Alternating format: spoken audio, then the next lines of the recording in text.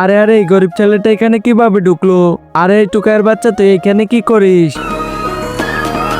আরে এই ওয়েটারের বাচ্চা, তোর এত বড় সাহস, তুই কি ওনাকে চিনিস না? উনি হলো আমাদের বস। আরে সরি বস, আমার ভুল হয়ে গেছে, আমাকে মাফ করে দিন, আপনি এখানে বসুন। আচ্ছা ঠিক আছে, আর যেন এমন না হয়, তুই এখন এখান থেকে যা। আরে আমার সঙ্গে ডিল করার জন্য যে টাকাগুলো এনেছো সেগুলোকে দেখি। আরে বস, আপনি তো অনেক ছোট, আপনি কি এই ছেলেকে মার্ডার করতে পারবেন? আরে মদনা, তুই কোনো টেনশন করিস না, তুই শুধু আমাকে ওর ছবিটা দেখা। এই নেন ছবি, আর ওকে একদমই খতম করে ফেলেন। আরে চিন্টু মিন্টু রিঙ্কু, ওকে জলদি গিয়ে উপরে পাঠিয়ে দে।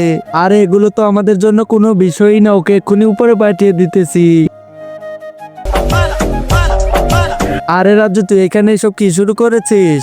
আরে তোরা সবাই লাফালাফি বন্ধ কর, এখানে আমার মা চলে এসেছে। আরে রাজু, জলদি এই বানরগুলোকে নিয়ে এখান থেকে চলে যা বলতেছি। আরে মা, যাচ্ছি যাচ্ছি, যা বলতেছি, না হলে কিন্তু এই গরম চামচটা তোমার পাছার মধ্যে ঢুকিয়ে দিব। তারপর বন্ধুরা, সেইখানে কি এমন হয়েছিল সেটা দেখার আগে এই বৃদ্ধ অসহায় বাবাটির জন্য কে বা লাইক সাবস্ক্রাইব করবে? আমি জানি দুষ্টু ছেলেরা কখনোই করবে না, শুধু ভালো ছেলেরাই লাইক সাবস্ক্রাইব দুটোই করে দিবে।